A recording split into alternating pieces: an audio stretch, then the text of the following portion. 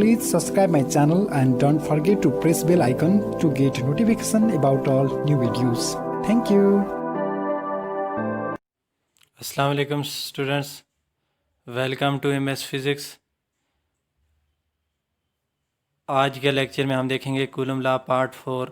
और coulomb law part 4 को समझने से पहले आपने कूलम लॉ पार्ट 1, 2 और पार्ट 3 ये तीनों वीडियोस देखनी हैं।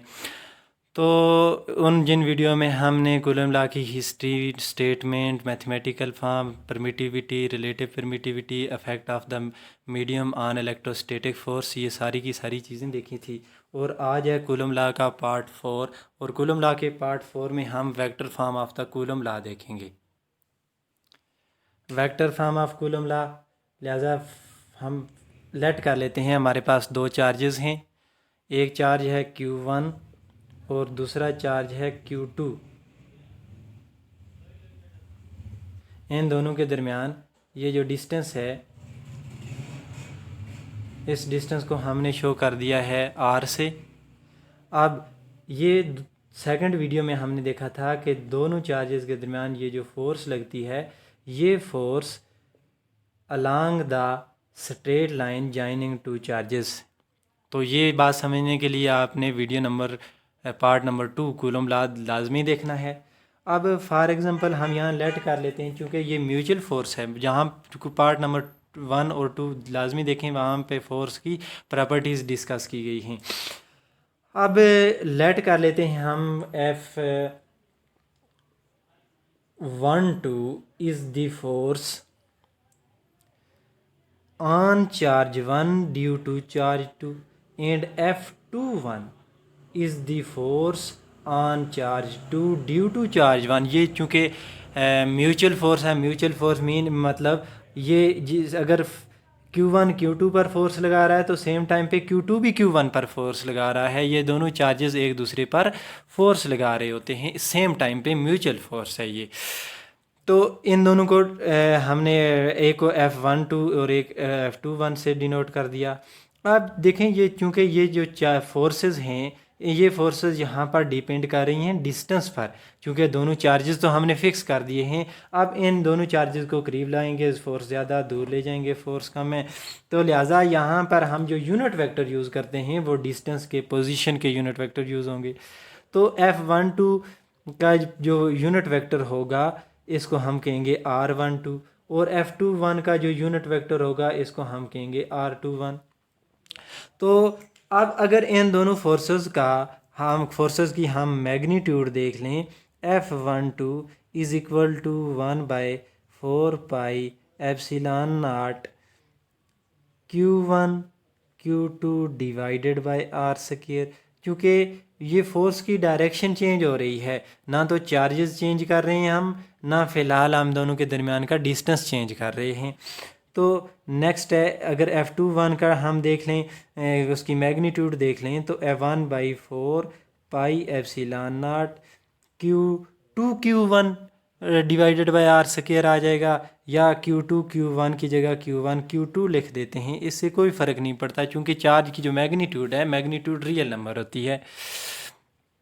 अब अगर इन फोर्सेस की हम वेक्टर की फॉर्म देखें, तो किसी भी वेक्टर को लिखा जा सकता है उसकी magnitude multiplied by unit vector. F12 force is equal to F12 की मैग्नीट्यूड और उसका यूनिट वेक्टर R12। इसी तरह F21 वेक्टर को फॉर्म में लिखी जा सकती है, ये मैग्नीट्यूड उसकी और साथ इसका यूनिट वेक्टर। ये दोनों फोर्सेस की वेक्टर फॉर्म आ गई है। अब नेक्स्ट हम देख लेते हैं ने कि देखें जी, फोर्सेस की मैग्नीट्यूड बराबर है ये इसमें 1/4 pi epsilon naught Q1 Q2 by R², 1/4 pi epsilon naught Q1 Q2 divided by R²। अब अगर यहाँ से हम देखें यूनिट वेक्टर के बारे में, यूनिट वेक्टर एक ऐसा वेक्टर होता है जिसकी मैग्नीट्यूड 1 हो। एक की मैग्नीट्यूड भी 1 है, दूसरे की मैग्नीट्यूड भी 1 है, लिहाजा हम लिख सकते हैं R12 is equal to R21। लेकिन अगर डायरेक्शन देखें, R21 की डायरेक्शन इस साइड है, जबकि R12 की डायरेक्शन इस साइड है, दोनों की डायरेक्शन अपोजिट है। और अपोजिट डायरेक्शन को शो करने के लिए हम एक के साथ प्लस लिख देते हैं, एक के साथ माइनस लिख देते हैं। अगर इसके साथ प्लस लिख रहे हैं यहाँ माइनस लिखना पड़ेगा, अगर इधर माइनस लिख रहे हैं यहाँ प्लस लिखना पड़ेगा। अब R12 की वैल्यू अगर हम पुट कर दें इस इक्वेशन में, F12 वाली इक्वेशन में, तो F12 इज़ इक्वल टू आ जाएगा हमारे पास 1/4 pi epsilon naught Q1 Q2 divided by R square. और R12 यूनिट वेक्टर की जगह हम लिख सकते हैं -R21 यूनिट वेक्टर।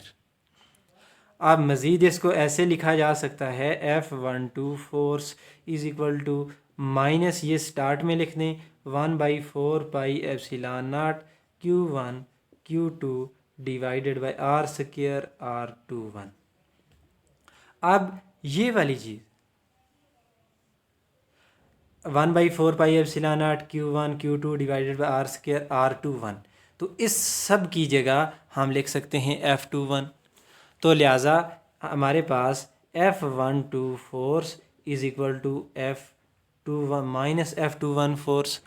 लिहाजा इस इक्वेशन से ये कंक्लूजन निकलता है कि दोनों फोर्सेस आपस में बराबर हैं, दोनों की मैग्नीट्यूड सेम होगी, कि जितनी फोर्स Q1 Q2 पर लगा रहा है सेम टाइम पे इतनी ही फोर्स Q2 भी Q1 पर लगा रहा है, लेकिन दोनों की डायरेक्शन अपोजिट है। लिहाजा ये जो कूलम लॉ है, coulomb law Newton third law को ओबे कर रहा है। ये न्यूटन थर्ड लॉ की कंडीशन है कि दोनों फोर्सेस इक्वल हैं और उनकी मैग्नीट्यूड सेम है और उनकी डायरेक्शन अपोजिट है। लिहाजा ये जो कूलम लॉ है, कूलम लॉ ओबे Newton third law, coulomb law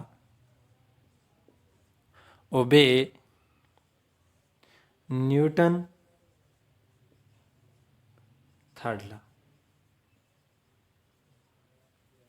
अब कूलम लॉ को हम एक और मेथड से भी इस तरह देख सकते हैं कि फॉर एग्जांपल हमारे पास इससे पहले जो हमने फोर्स फाइंड की है 1/4 pi epsilon naught Q1 Q2 divided by R square, ये तो मैग्नीट्यूड है। वहाँ 1-2 unit vector 1-2, F21 unit vector R21, तो यहाँ चूँकि F है तो सिंपल यूनिट वेक्टर हम रख लेते हैं R।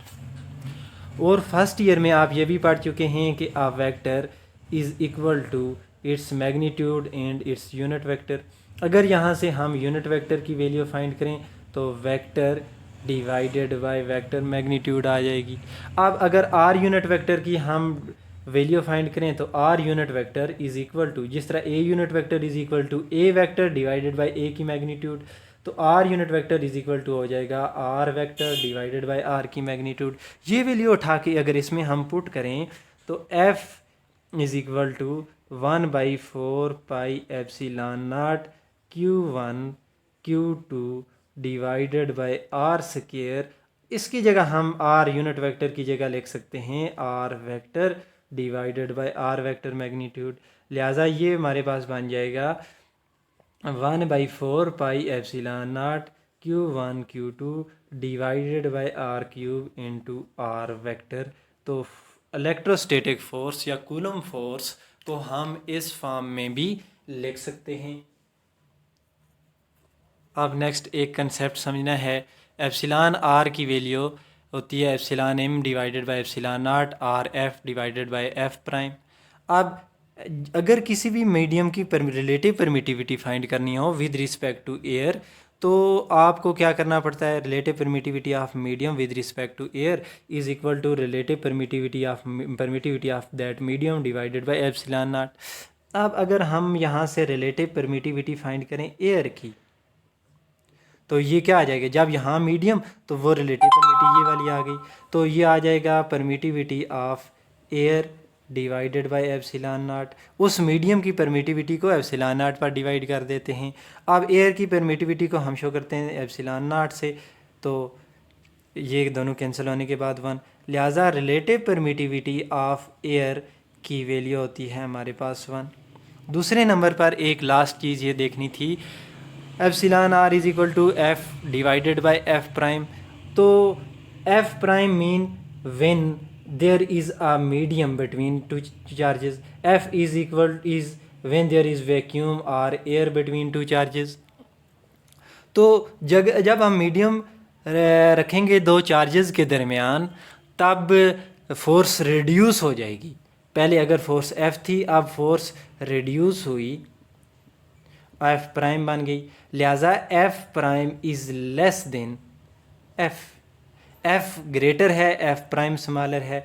अब अगर न्यूमिनेटर बड़ा हो और लार्ज हो और डिनोमिनेटर स्मॉल हो, तो जो वैल्यू होती है वो ऑलवेज ग्रेटर देन 1 आती है. लिहाजा एप्सिलॉन आर इज़ होगा ऑलवेज ग्रेटर देन 1 किसी भी मीडियम के लिए.